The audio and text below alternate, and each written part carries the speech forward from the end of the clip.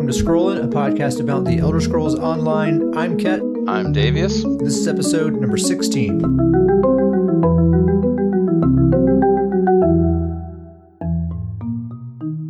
Just jump right into the announcements. So first of all, number one, we have the students' favorite crafting stations in the guild hall. Another shout out to Danjavan for hooking us up with these attunable crafting stations. You better believe as soon as the patch dropped on Tuesday, the very first thing I did was run right out and attune those crafting stations to students' favor. Davius, you're hard at work getting kind of the shrine set up and all of that, right? Still under construction, but you can access these crafting stations. So if you enter the guild hall, so you can just travel to my primary residence, and that'll take you to our guild hall. It's the Grand Citric Villa, so if you've ever been there, you know as soon as you enter, it has this big platform above your head. Well, if you look around, you'll find a way to get up there, and that's where the students' crafting stations are, and you can get in on that there. Now accessible from either side. Yeah. It's starting to look really cool. Also, big shout out to Davius for getting this guild hall into really, really nice shape, man. It's looking good in there. It's coming along. It's coming along nicely. We're moving along. I mean, you've been kind of putting me to work, sending me all across the map to just get like, hey, I need more trees, man. Go get me trees, and, or barrels. Barrels were surprisingly difficult to find. I swear, I had to ask people how do I find barrels? When it comes to housing, I am very high maintenance. A lot of resource and supply orders for sure. Very demanding, but by God, does he get results? So if you haven't been to the guild hall yet, or if you're not a member of the Stoons Goons yet, let us know. You can hit us up in game at Ket Sparrowhawk or at Star Jumper. We'll get you into the Stoons Goons guild. If for nothing else, you got to see this guild hall, and then you can just bounce right back out of the guild if you want, if you're not feeling the vibe. Another announcement here. On one of my YouTube videos, someone had asked about the music. They said they were trying to use Shazam or some app to find the music, and it wasn't pulling anything up. And that's because it doesn't really exist anywhere. It's just music that I kind of arranged myself. It's based on music from the game, but it's sort of my own take and my own arrangements of it. So they asked if I would upload that music somewhere where they could listen to it, which I thought was really nice. So I did. I put it on SoundCloud, and I'll put a link to that in the description if anyone's interested. The intro and outro tracks and the transition tracks and that sort of stuff, you can stream those there. I also made them available to download if you just want the MP3 to do whatever you want with. That's there. Very cool. I like the long loop one that you created. I've listened to that multiple times now. It's kind of it definitely puts you into this sort of lull sort of state. It's kind of entrancing in a way. Very much so. Next announcement here. Basically, this announcement is that we need at least one more member of the guild, Stoons Goons, so that we can open up the guild bank. And I think the way we're going to run the guild bank is just kind of a total free-for-all, right? Anyone can put anything they want in there and take anything they want out. It's really cool. It's basically just free inventory for everyone. So we just need one more people. That unlocks at 10 members. We have 9 members right now. So if someone is on the fence thinking about, I don't know, do I want to join the Stoons Goons or not?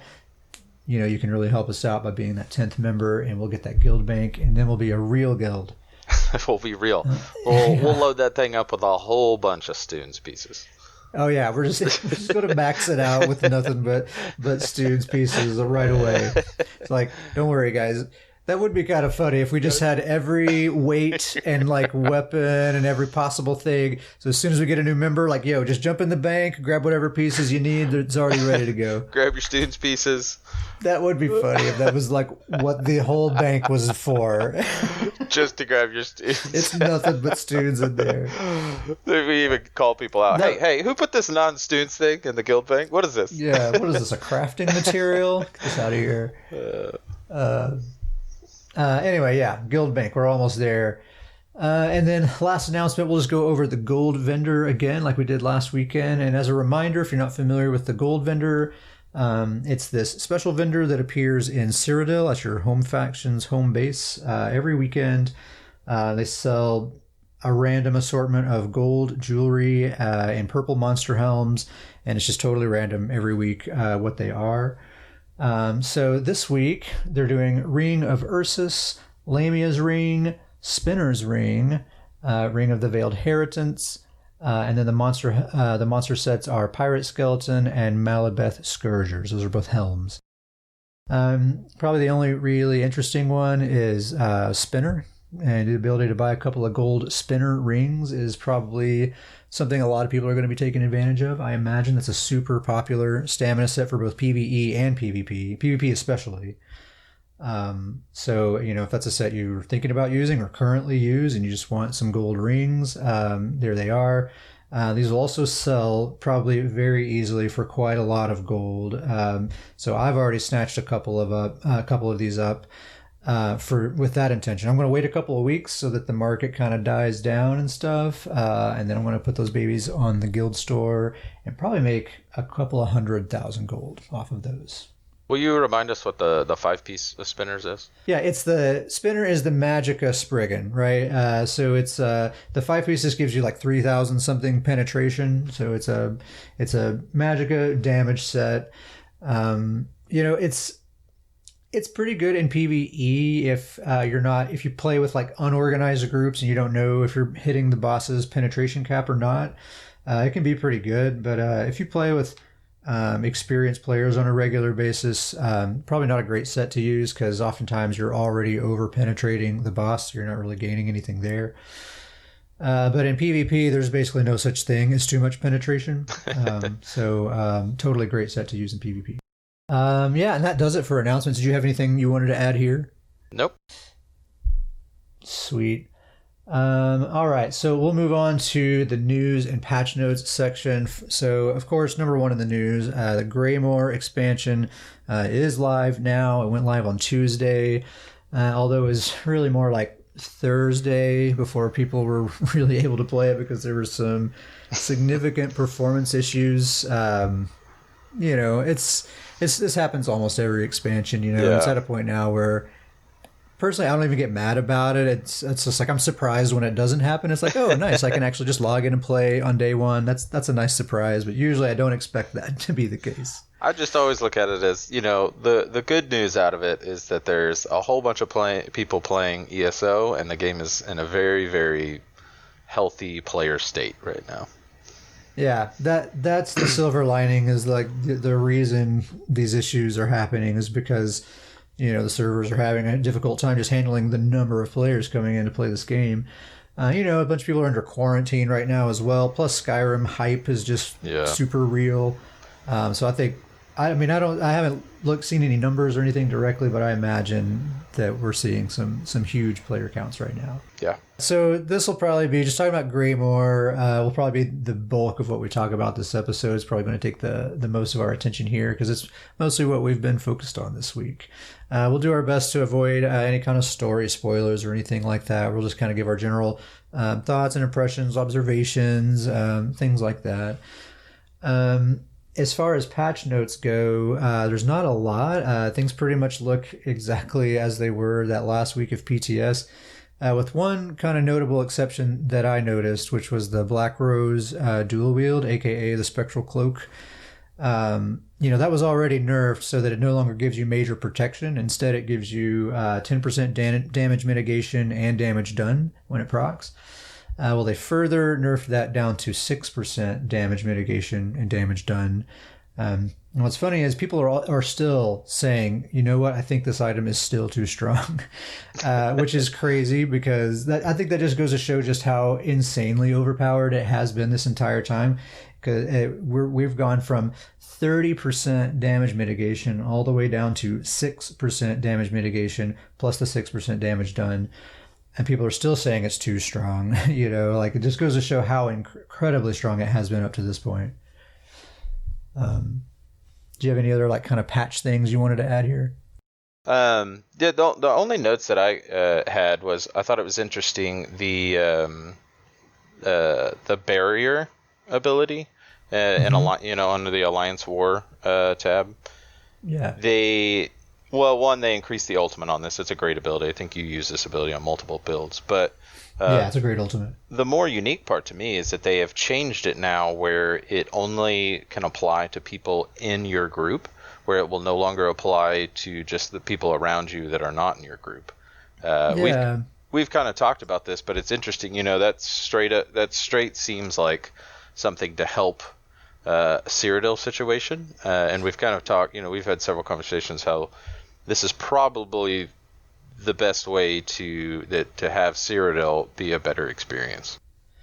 It's something that I think that's a piece of feedback that I think has been given to ZOS a lot, is in PvP should really make AoE heals just stay within the group, and I think that could have a huge impact on performance.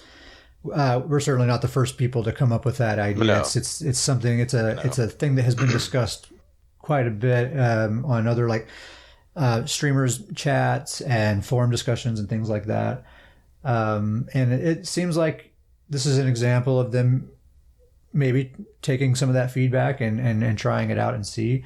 It's just one ultimate, but I would definitely like to see them try this out with things like radiating regeneration and other just like AoE heals, especially in Cyrodiil. I feel like that could make a massive impact if it only applies to people that you're grouped with and no one else. It's just a lot of math that the server's not having to do anymore. I feel like that would have to have an impact. Yeah. And the other side effect bonus of that is it would kind of, encourage people to group up more, which I think is always a good thing. And it's hard to say because it seems like there's always, from the development side of things, there's always this kind of motive to make PvP more friendly to the new inexperienced player, and that could be maybe antithetical to that, if they're not getting these off heals just kind of randomly around them. Yeah, that is true. All right, so yeah, that's kind of it as far as like patch notes, balance changes, that kind of stuff. Not really much else. So I figure we'll just kind of get into this Greymoor discussion and just talk a little bit about what our experience has been like and that sort of stuff. And Davius, this being the time of Nords, I feel like you have to kick us off here. I don't know, just let us know what you've been doing in Greymoor and some things you've observed and what you're liking, what you're not liking, and all that. Just all the things. I told you this earlier in the week when we were playing. It's wild to me. Obviously, I love this game, my favorite game, but I've never, or at least I can't remember the last time that I'm logging on, and there's like too many things to do. I've logged on and I'm having to there's so many things. I'm like, I want to do this, that I'm having to like prioritize the things I want to do. Yeah, same here. It's just wild on how many things that I want to go after and things like that. You'll have to help me a little bit with my blinders here because in my opinion, Greymoor, best looking zone in the game. Sure. They just phenomenal. It looks fantastic. Love the look of it. It's beautiful. It really is. I even love that, it's very Skyrim looking. You have like this mountainous, a lot of rocks, mountains, and then they also have like a very ice cold snow. Just fantastic. And kind of maybe this is a weird note, but it's something I've noticed. They really seem to being a lot. They seem, when they're designing zones lately, they seem to be a lot more creative with elevation. They do. They use height in really interesting ways, and they also seem to make a more concerted effort to make a lot of like alternate routes to get from one place to another, which I really like that a lot and they do a good job of kind of like making it catch your eye off, like in the corner of your eye, you'll see some little tunnel or something, and you're like, can I get in there? And you'll check it out, and it'll lead you right where you're trying to go, it turns out. So yeah, I'm loving the new zone. Solitude, very cool looking city. Probably, like I said, you'll have to help me with my blinders here, because we're just all north, so maybe I'm going a little crazy. I think Solitude might be the coolest looking town in the game for me as well. I'm trying to think of them all, but Orsinium, come on. Orsinium has been always my what I think is the coolest looking city in the game. But here's the reason why I would put Solitude above it. And once again, could be the blinders. But the fact that Solitude is up on this giant rock, like perched into the sky, and most of the zone that you're in, you can be in different parts of the zone, and it's always like the silhouette of the background. Those combinations for me are just so cool. It's so cool to just see the silhouette of it like in the sky while you're running around the zone. I agree with you there. I guess it's strange that the coolest part of Solitude is when you're not in it. You know, it's like when you're away from it, looking at it.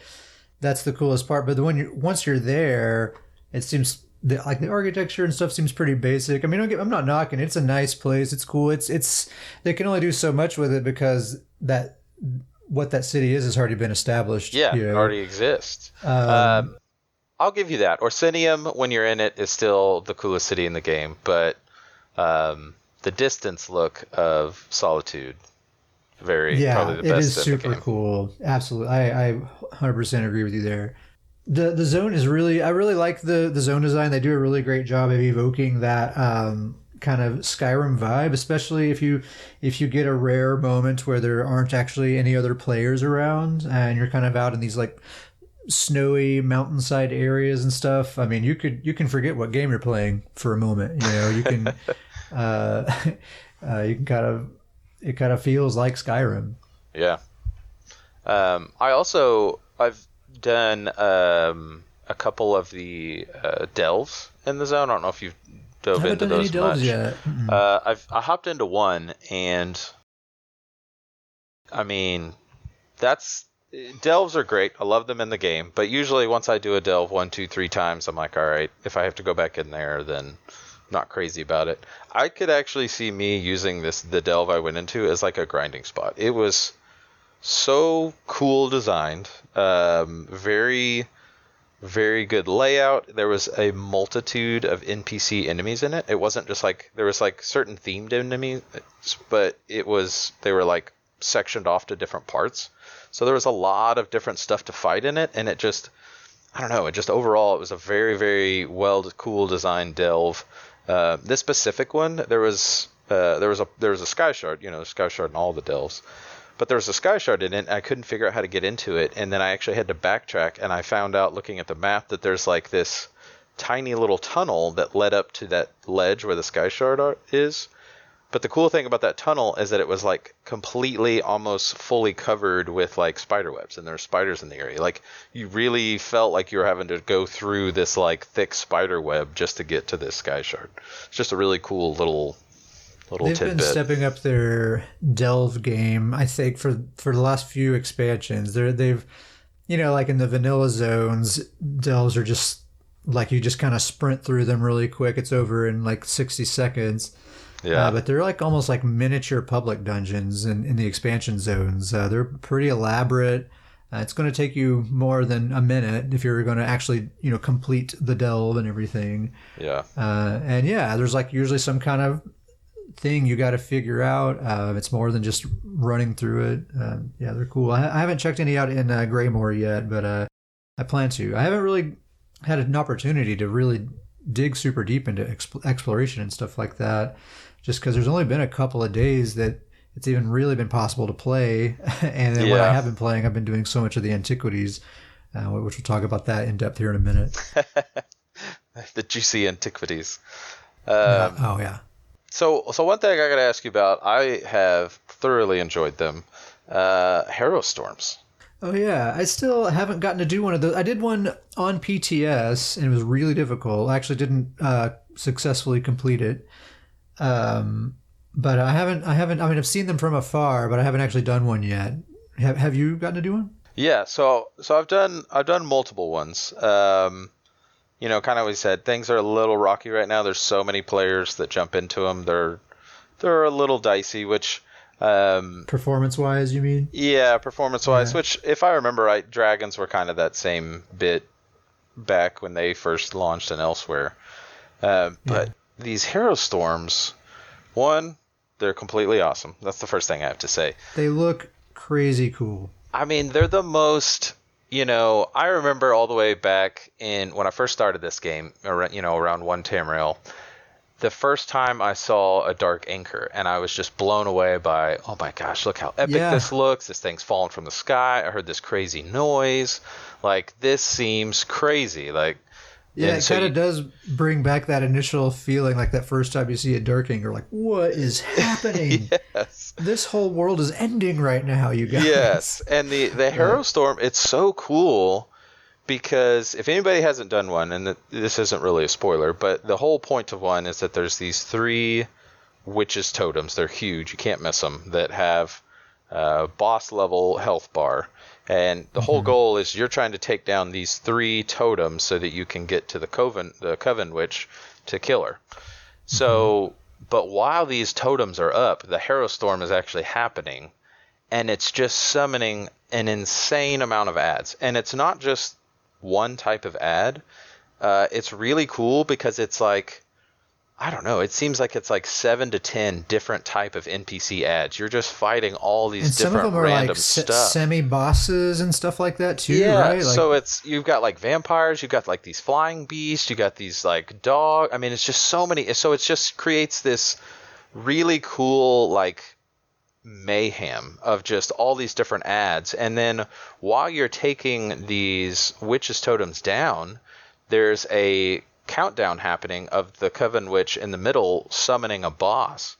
And originally I just thought, okay, well, if you don't take them down, then the boss gets summoned. It makes it a little more difficult. Well, then as I started doing more of these, I realized the longer you take to take down these totems, the Coven Witch just continues to summon different bosses.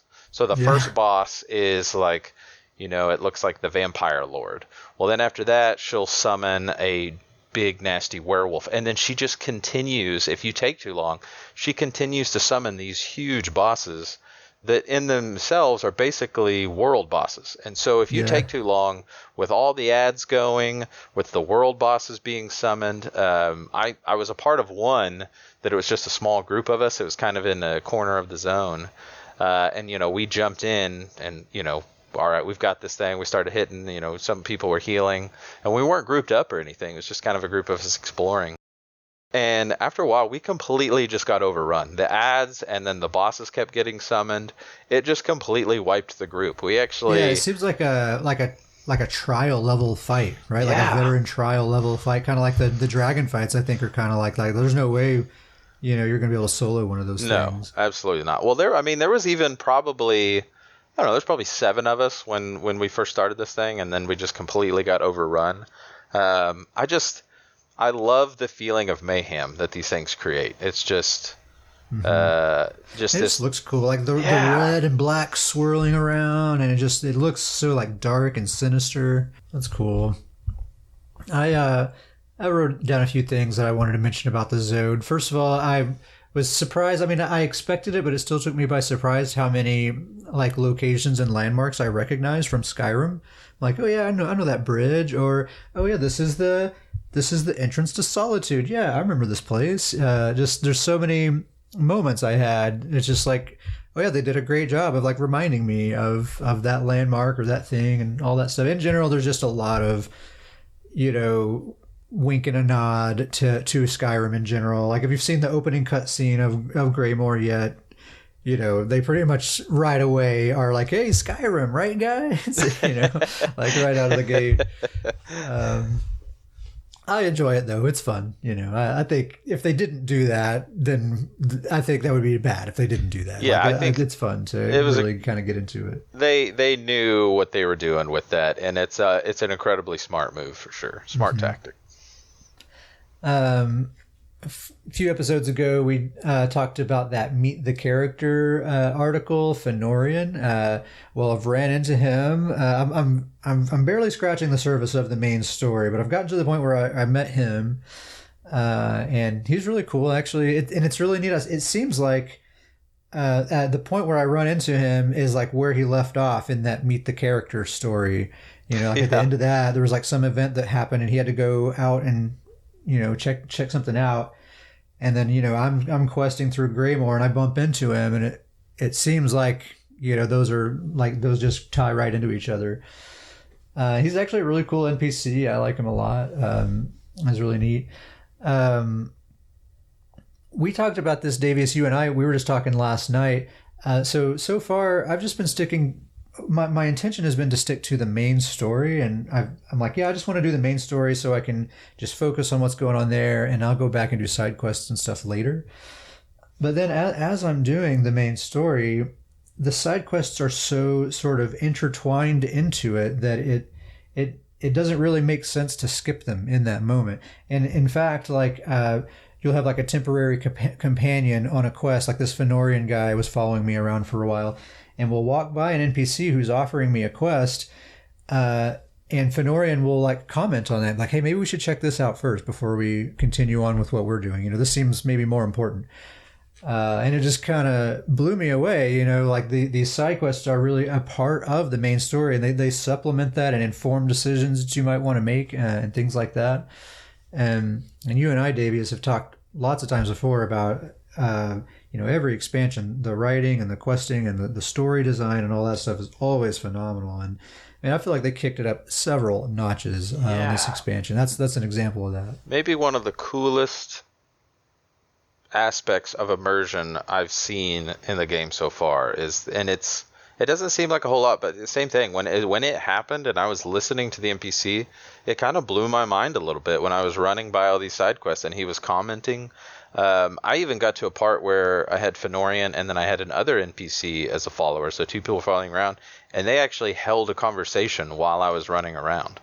The interaction is just, it's a very, very great new aspect that they've added. It is a really, really very immersive tool while you're questing.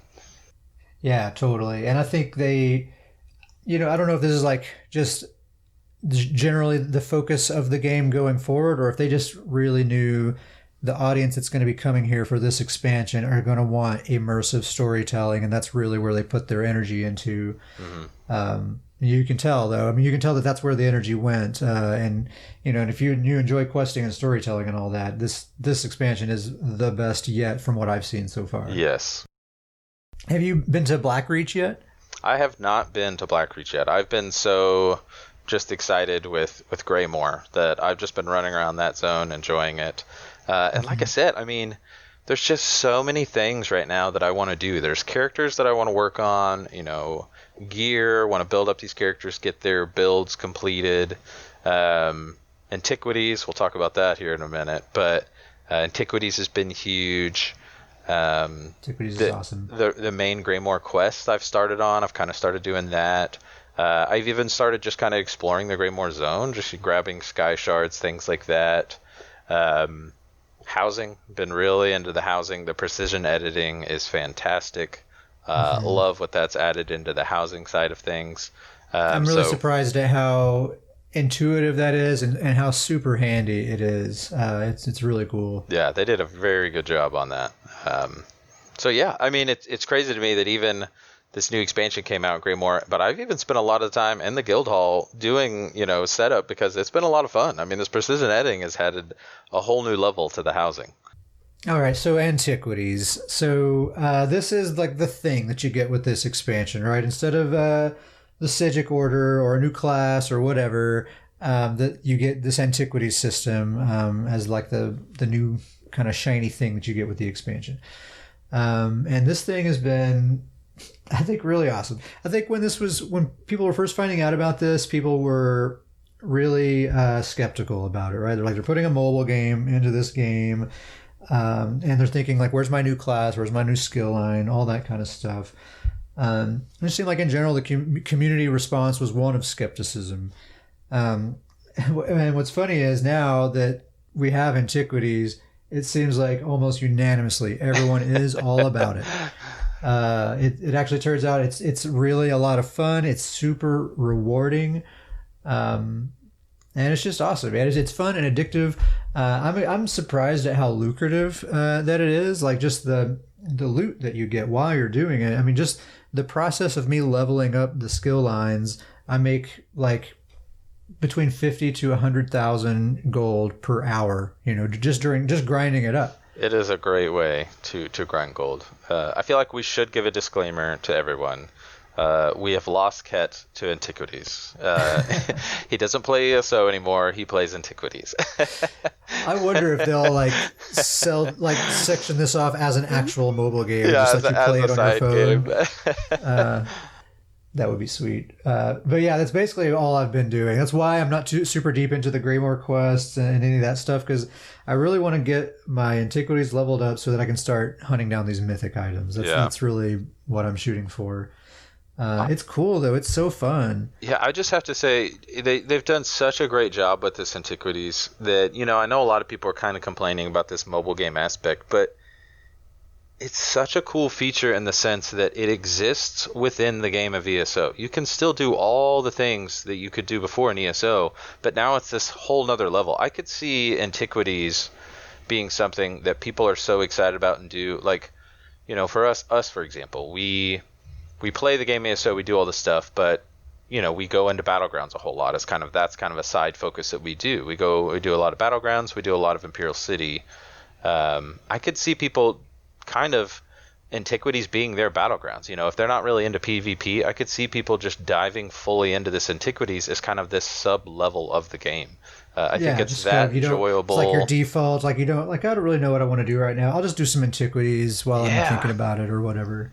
And they have added so much of it to the game. But even going down the road, this is such a great sub piece of the game, because I could only see them just every expansion, every new content, every patch, they're probably just gonna add in more items, more things down the road. So a really, really cool. I'm really, really happy with Antiquities. I think it is very much worthy of kind of an expansion focus. Yeah, once you get in there and you see what it is and you see how expansive it is and how many different kind of facets of it there are. I mean, it seems like the work went into it, like the effort, whether it was focused on the thing that you as a player want or not, is another conversation, but the effort and the work is there. And it's really cool. And the loot and the rewards are really cool. I've gotten some really nice housing items for our guild hall that we're like stoked about right now. Just through the course of doing it. I like how, it makes me see treasure chests in a whole new light as I'm running through a zone. Oftentimes I'll just ignore treasure chests most of the time. But now it's a whole new, like, well, maybe that has a sweet lead in there. And it's already paid off multiple times. I've gotten some really nice leads out of random treasure chests and things like that. And also like delves and world bosses and fishing spots and all these just like random things that you can do as you're just running around in the world. There's actually like a real reason to stop and kill that world boss while you're here. He may give me a cool lead. May as well kill him really quick.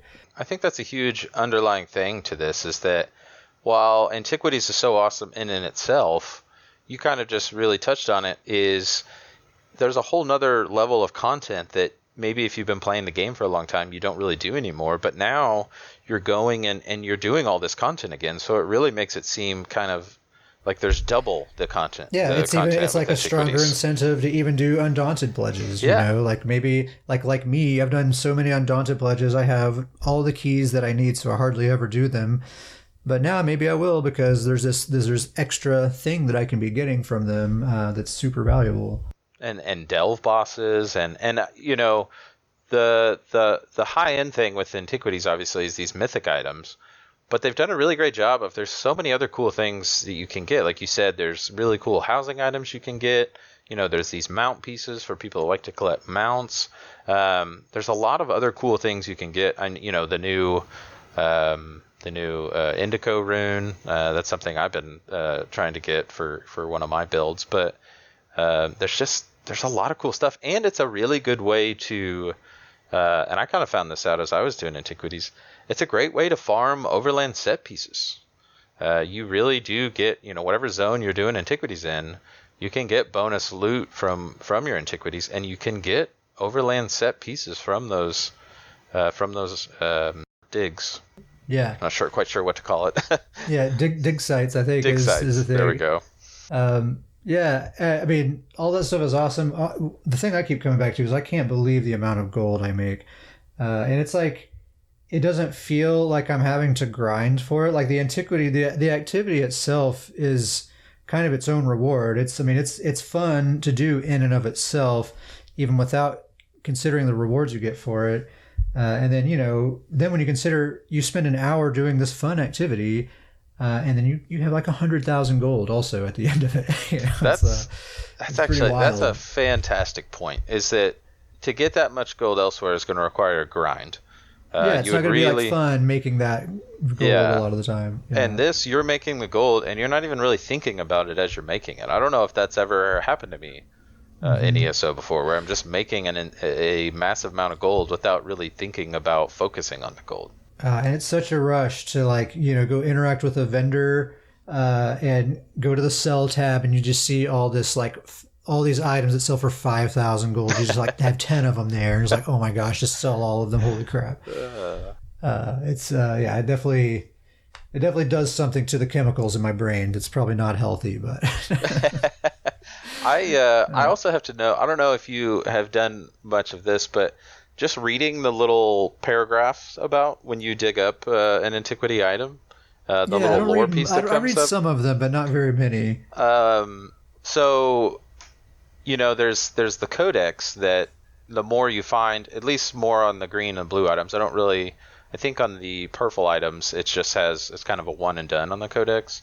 But on the repeatable grindable items, the green and the blue for most zones, I thought it was a really cool little add-in that you find it and then you see the little lore piece, and it's the perspective of somebody that you had sent it to, and they'd studied it, and from their perspective they say what they think about it. Well, then when you find it again, it's Codex 2 out of 3, and then it's a different person, and they kind of slightly argue with the person before them, they're kind of like, oh no, you were thinking this, but actually it means this, and then you'll do it again, and then the third person's like, well, you were on the right track, but it's actually this. That's cool. I was actually laughing out loud as I was reading some of those, just because it's such a cool little tiny add-in, but it was really funny to kind of see these, these. Yeah, and someone took the time to think that all out and write these kind of conversations amongst these scholars and stuff. Yeah, it's really like you're seeing these archaeologists and historians and scholars argue about what the carving on this item means or what this color means. It was pretty hysterical. It was a cool little piece to it. Yeah, I like it. It's crazy to think that there are already people who have these skill lines maxed out on multiple characters. There's already people who have multiple mythic items in their inventory. Very impressed with those individuals. Super duper impressed. I would not have thought it to be possible in this amount of time, but people definitely will surprise you. Which mythic item are you shooting for first?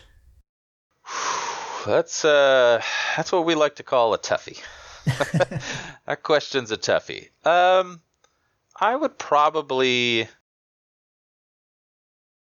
not that I think it's the best one, but just the one that I think is going to be the most unique and fun for me. I probably would put the Torque of Tonal Constancy. We've talked about how much fun I've been having with my Stam Sorc. I'm still kind of finishing out that build.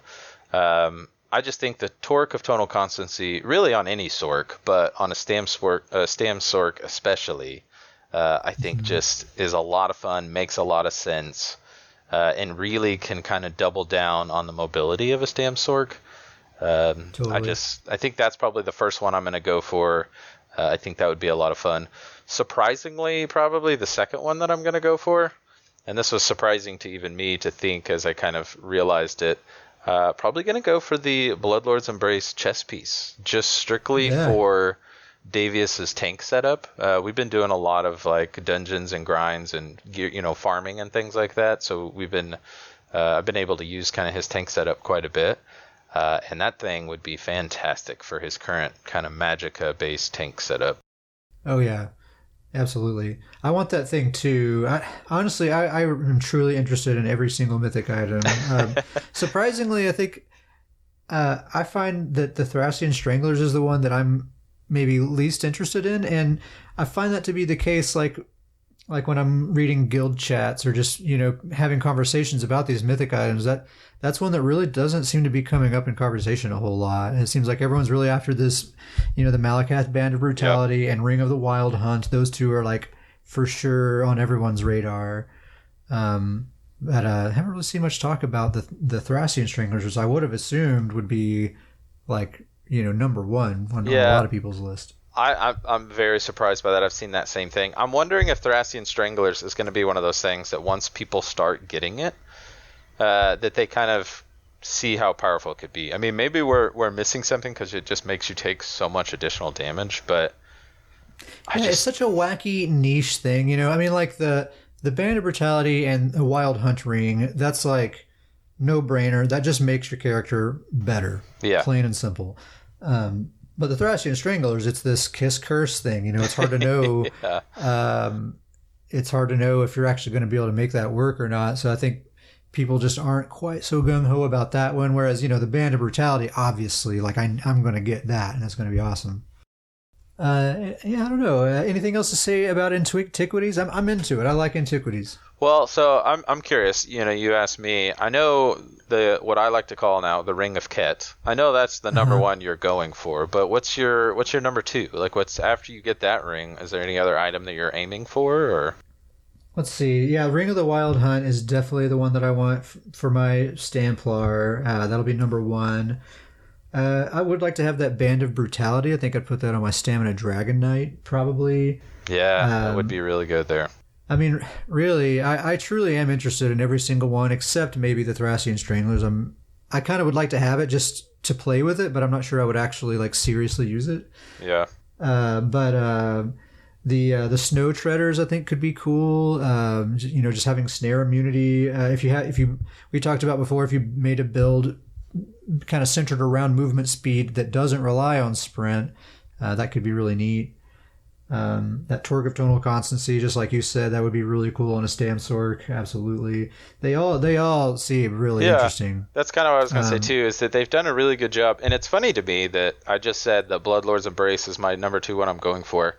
Back originally when we first talked about these on the podcast, we kind of dumped on it a little bit. Yeah, we did. Yeah. Me especially, I was like kind of saying, that there's no point to this one, but they made the changes to it, and I could see they just buffed it so much. It looks really good now. I think if any one of the mythic items I get, I think I'd be excited about, and I think I would have fun, regardless which one I get. Just kind of have fun finding a way to put it into a build. I can't imagine me finding one of these and not using it. Even the Thracian Stranglers, I don't know exactly how I would. Oh, you'd find a way, yeah. Yeah, but I feel like I would just find a way, find a character to put that on. Certainly, I absolutely will acquire all of them eventually. Yeah. That'll be a goal for sure. Yeah. I'm into it. And we'll talk about kind of some ideas for working these items into builds here in a little while. Anything more about Antiquities? I think that's about it. All right, well, why don't we take a quick break and we'll come right back and talk about what we've been doing in ESO here lately. Sounds good.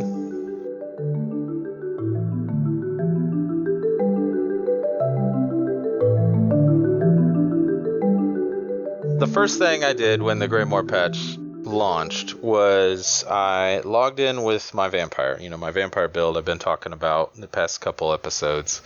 Because I was really interested to get the abilities, to test it out. And man, what an interesting build it is. I am still tinkering, still figuring it out.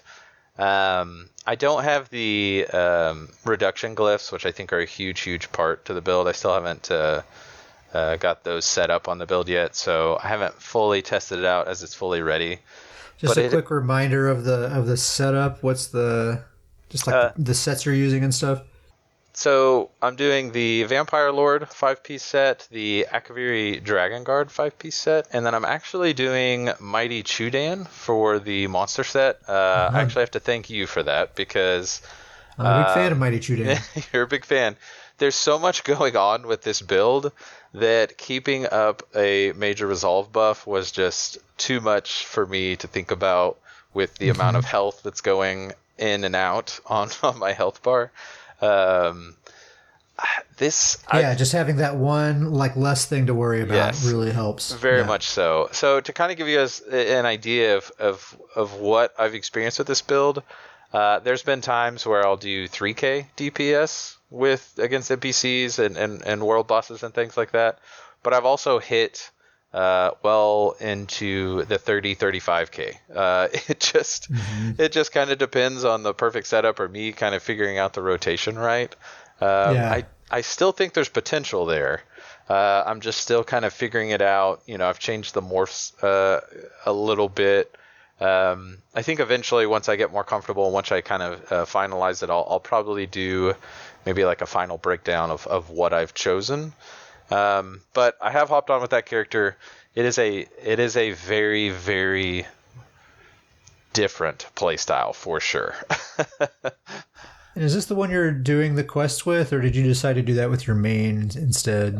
So I originally was going to do the quest with my vampire, but I actually switched over to my main. We kind of talked about this a little bit, but so my main character, Davius Starjumper, is my crafter, and so he's kind of got all my achievements, all my crafting, and so I kind of last minute just chose to do the main quest with him, just in case there was anything that he would need for crafting or things like that.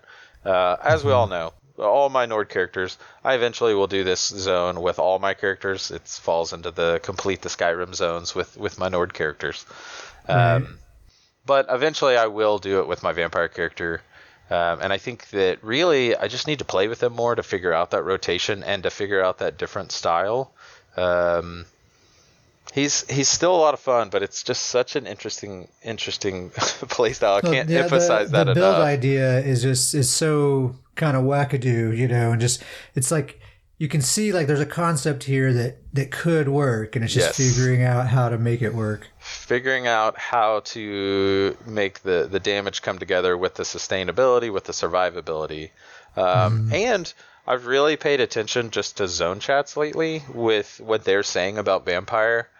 And it's very interesting to see that a lot of people are kind of initially kind of just writing off Vampire, it seems like. But there's this small select few, and I've kind of noticed they're all saying this kind of same message and saying that it's only not good if you don't understand how to play it. And I can kind of relate with that message. Not saying I know how to play it yet, but like I said, I have a full PvP build setup, and there's been a couple times where I've hit 35, 37k DPS if I get the rotation right, and it almost comes as just a massive burst. But combining that with also surviving after that burst is something that I haven't quite mastered yet. I think another part is that a big part of my build is to get to the Scion as quickly as possible. And I haven't really stress test this build, if you will, and that a lot of the times I'm doing my rotation, I'm just killing random NPCs as I'm running around, and so I'm not using the Scion ultimate. But the fact that when you use that ultimate, it fully heals you up, I think there's a lot of potential to just do a massive amount of burst real quick and then hit the Scion and then heal up and then kind of turn around and deal with the next threat. So one of the other huge things I've been doing, which we've talked about a little bit, but some people may be surprised about, but I think you've even seen a glimmer of how fun housing can be. when I'm not getting bossed around by my decorator, it can be all right. Not with the supply orders all over the world of Nerd. But I have had so much fun just kind of putting the guild hall together. Really kind of. I could tell, man. Dude, it's like a whole other place in there. You've really brought that place to life. It's just have a lot of fun.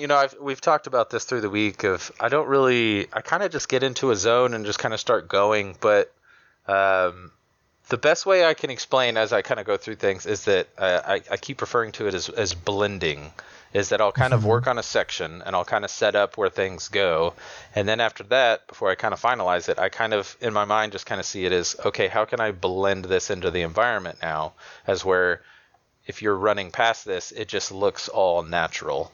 It looks like it's, I keep telling you, man, you really need to do some like housing streams or just make YouTube videos and just like speak your thought process out loud as you're placing things and adjusting and blending, and just kind of narrate what you're thinking. I really do think there's a community of people that would be into that. That may be something that I do down the road, or at least look into doing down the road. If enough people would be interested in it, I think that could be something down the road. I have to give a huge thank you to the people that have visited the Guild Hall. A lot of people have said really, really nice things, so that's been very encouraging as I continue to finish things out. Still not done. The Sijic Villa is a massive, massive home. It's too big. But we're getting further. We're getting a lot of it done. Mainly right now, just the outside of it has been the focus. But really getting close to finishing that, and then I'll kind of move inside the actual house itself and start. It's so cool. It's I really have never utilized housing at all. Like I have houses, but they're just there. I rarely ever enter them. But since we've been getting this guild hall together, and since you, Davius, have been, just making it so cool, I've been making a point to go there every day, and I find myself just like hanging out there, like, an hour has passed, and I'm just like running in circles around the guild hall, doing nothing, but it's just an enjoyable atmosphere. I think the part that I'm really looking forward to is if we can get to a point where if we can get Stoon's Goons big enough, and there's just, when you visit the guild hall, there's just going to be pretty regular traffic there. I think that's going to be a really, really cool sight to see. And we've talked before how cool it would be if they made like basic merchants available for housing, so you could have like an enchanter, a clothier, a woodworker.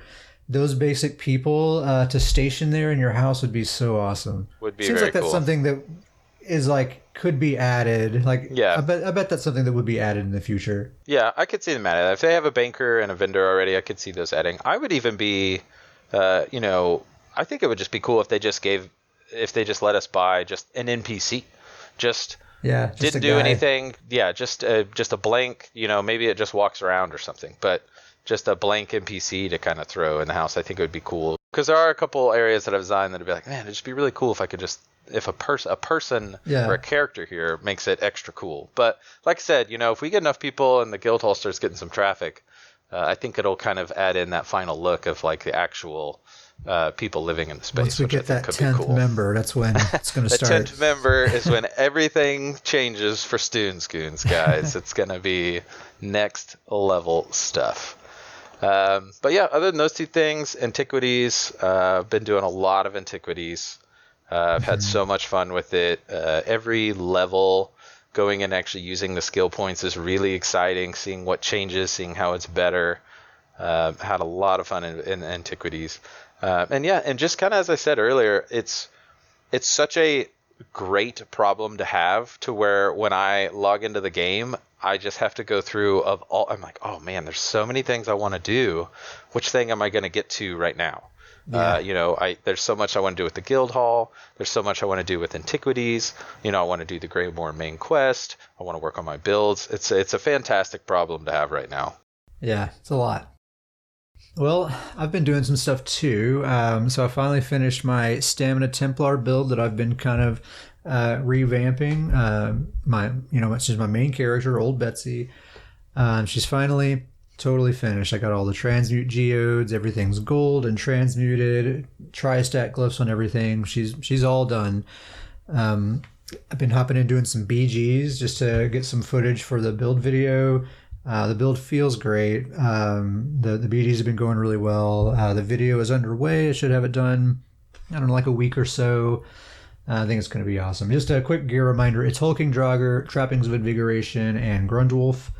Two-hander and bow setup. I'd like to try to put a master bow on the back bar, but I just haven't taken the time to farm that out. But I think that will be something I try to get a hold of here pretty soon, because trappings of invigoration is a perfect like one bar kind of set. Yep. But until then, I like the build as it is. It's totally great, and there are positives to not having the master bow as well. So I'm not I'm not sweating it too much, and it hits plenty hard, and it's just super, super fun to play. Love this character. This is always going to be my favorite character. I'm excited for the build video as someone who runs with this character in Imperial City and just, other things. It's almost like this character has leveled up yet once again.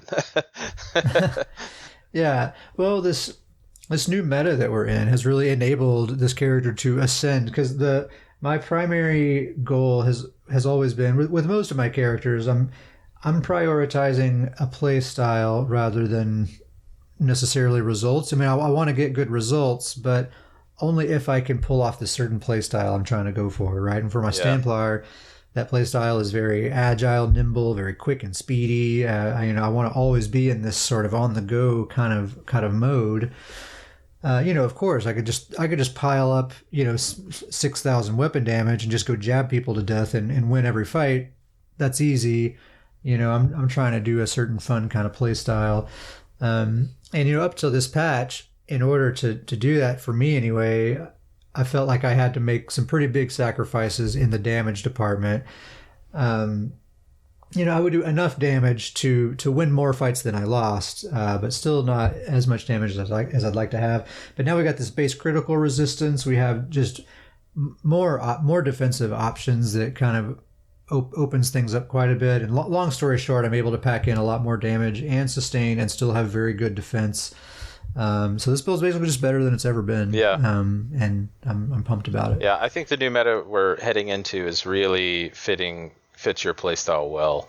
And I kind of have to take the little sidebar on the playstyle here, because I think this is always something that has been huge for me and my characters, kind of going from when I first started the game and you were kind of teaching me the ropes and kind of going through things, and even when I got into PvP and you were kind of teaching me PvP and things, you kind of always set the importance of playstyle. Playstyle is more important than almost even more important than the build and the gear. And that has been, I can't express how true that has been, is that, anybody can go find these builds and they look great on paper, but if it really doesn't fit your playstyle, or you're really not enjoying, or that's not comfortable, then that's not going to work out for you. And so that's always been great advice that you gave me early on, and I've always stuck to that advice of how important playstyle is that the build has to be comfortable within your playstyle. And your playstyle has to match the build that you're playing, yes. Right? And so, like, I just noticed in myself, I like to roll dodge a lot and run really fast. Mm-hmm. And I like to be able to just go and go and go and go and never have to stop. And if I want a build that kills everything in my path, I can't do that. Yeah.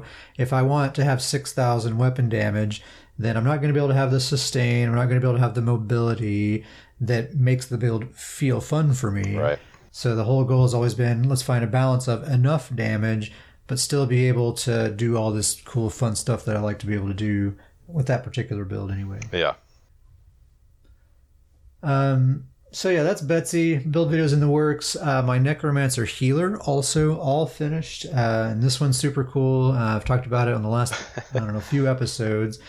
Argonian Necromancer Healer using the Healing Mage, aka Mending set, and Critical Riposte, which is one of my absolute new favorite sets in this video game. I'm going to talk about this set actually a little bit more here in just a second, but excellent set.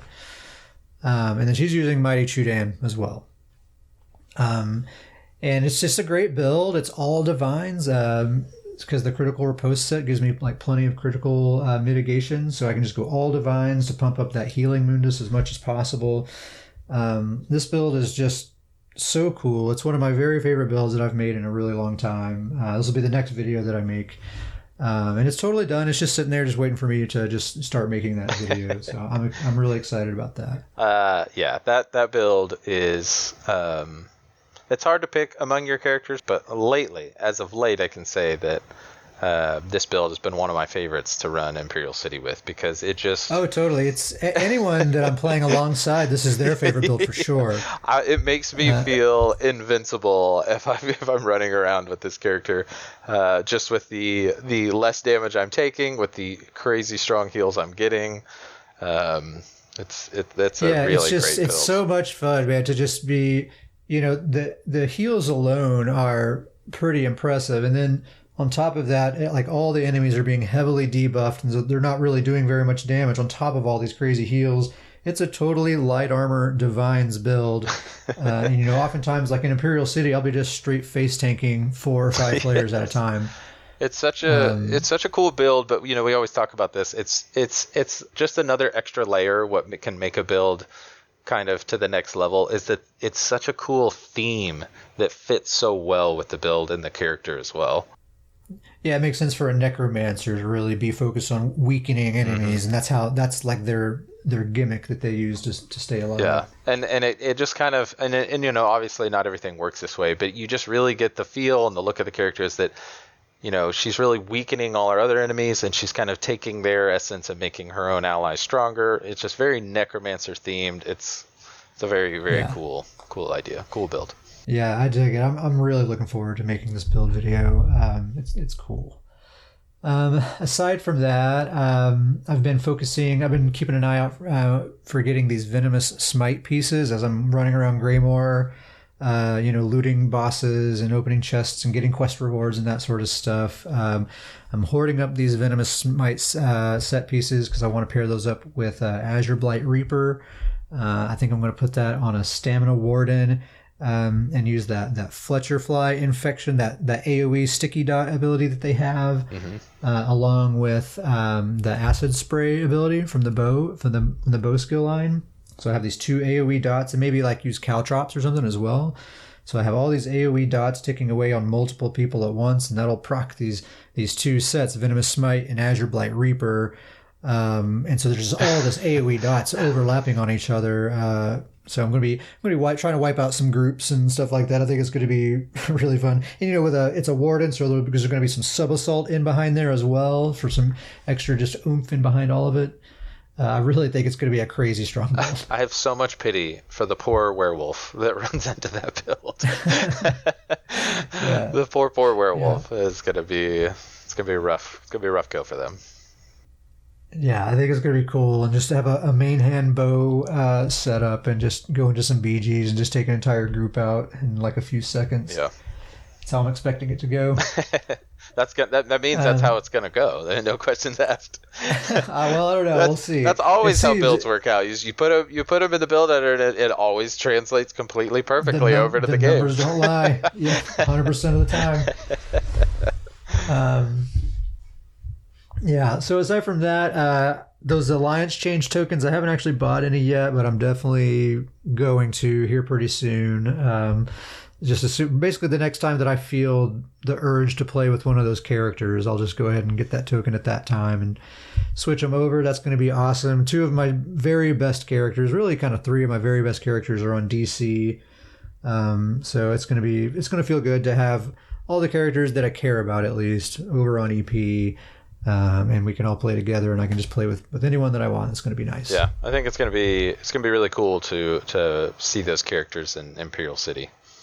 Mm-hmm. Yeah, I'm really excited to take my Stamsork and my Mag Warden both down there. I think they're going to rip it up. It's going to be. I gotta finish my Stamsork build before you transfer your Stamsork, because just the idea of double Stamsork just seems like. Play heavy metal music as we're just running around. The Bushwhack twins, right? Just freaking. Yeah, I think we're going to terrorize some people on those tunnels with the double Stamsork. It's going to be awesome. It's going to be a lot of fun. Yeah. So that's basically all I've been up to. Other than Greymoor questing and Antiquities and all that stuff. We're getting close to the end of the episode, but before we go, I wanted to touch back on this critical riposte set. I was just talking about it. I use it on my Magic and Necromancer. But I want to talk a little bit more about it. This set has been coming up more and more in conversations. I think people are kind of starting to realize the value of this set, especially in this new meta that we're in. I think this set is going to be a big deal.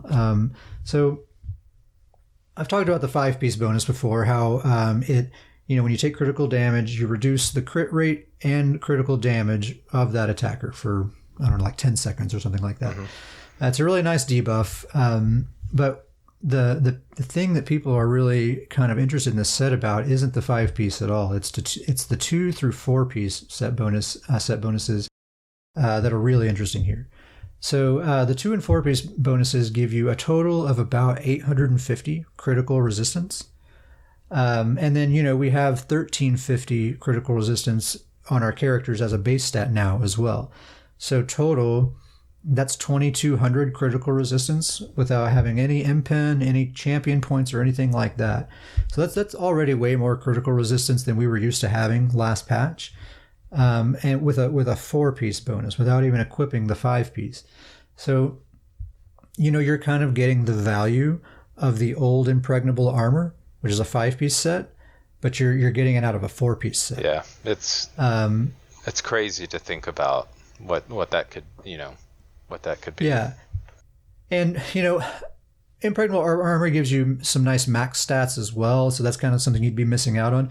But this does give you a line of health at least, and I think that combined with the fact that you can get all the crit resist you need out of 4 pieces, I think makes this set extremely valuable, especially now when we're trying to figure out good ways to fit in mythic items into our builds. I think this is going to be one of the more popular sets for mythic setups, because you can equip 4 pieces. You're done worrying about critical resistance at that point. So instead of you equipping the 5-piece bonus, just slide in your mythic item in its place, and then just fill out the rest of the build with whatever you want. And the beauty of that is you don't even have to use impen on your gear. You can go all divines, all well fitted, whatever trait you want, and you're still going to have more critical resistance than most other players who aren't wearing this set. Yeah, I think it's, once again, we've mentioned this in the past, but it's just really cool for what traits are going to be in PvP now. It's really already kind of starting to see it's not all about impen anymore. Yeah, like critical damage is just one of the damage types that you need to account for, but you really have to account for penetration and raw damage and other stuff as well. And so it's nice that it's a very efficient way to cover your bases for critical damage. Yep. If just 4 pieces of that, you're covered in that way. Now, what other defensive measures do you want to take? Do you want to invest in mobility? Do you want to invest in just straight resistance, in block cost reduction? You have so many more options now. Yeah. So anyway, critical riposte. This dropped, I think the Herostorm patch. So it's been in the game for a little while now, but I think people are just now kind of figuring out, especially now that we have these mythic items and people are just doing the math and figuring out how to slide them in and still make the stats all look really good. I think this set is going to be key in this meta that we're entering into here now. So I guess that's about it. We're pretty close to the end here, but before we go, I'm going to shout out to one email that we got this week. We got an email from Rob, who plays on PS4 NA. He says, "Hello guys, just want to say thanks for the podcast. Really enjoy listening to you guys at work." He says he recently started playing again to pass time during the quarantine after a couple of years away from the game. And after hearing your conversations, I feel like I'm missing out on half the game by doing PvE only. After the recent episode, it looks like I'm going to start up a PvP Stamsorg. Anyways, thanks again, Rob. There you go, Davius. You're inspiring people with your Stamsorg stories, dude. I really have to say, though, that it really all goes back to you, because you're the one that inspired me to create the Stamsorg. So we really have this chain effect going. But I'm always spreading the word of Stamsorg, man. You are. It's such a fun class to play. I love it so much. But yeah, I just have to say that, how awesome of Rob. That's very, very cool. It's so awesome, and I know you feel the same way. It's so awesome to get these emails with such kind words, and just really encouraging, and I don't know, just really cool to get these. It makes it feel like a real pod. We're doing a real podcast here. We got emails to read. We're real now. I will say to Rob that you're absolutely right. Only doing PvE, you're totally missing out on a major aspect of the game. PvP, you'll get the highest highs and the lowest lows that you've ever experienced in this game. It's super fun, can be super frustrating, especially at first. There's quite a big learning curve, so just get ready for that. Just expect it, accept it, and just keep at it. And before long, you'll be owning noobs yourself. Yep. I just say start practicing your light attack weaving now. Yeah. Yeah, so anyway, I guess that's the end of the podcast. If you want to get a hold of us, you can email us at scrollinpodcast@gmail.com. That's scrollin with an I-N, no G, scrollinpodcast@gmail.com. You can also contact me and Davius in game. I'm at KetSparrowHawk, and Davius is at Starjumper. You can just say hi, tell us a joke, ask us a question, let us know you want to be a member of the Stoons Goons Guild. We'll get you in there. Anyway, I think that's it. Davius, anything to say before we head out? I just got to give us some kudos. We are finishing up before the Silent Hill sirens start going off. So yeah, kudos to us. Oh yeah, only 12 minutes before the sirens start. It's nice, very nice.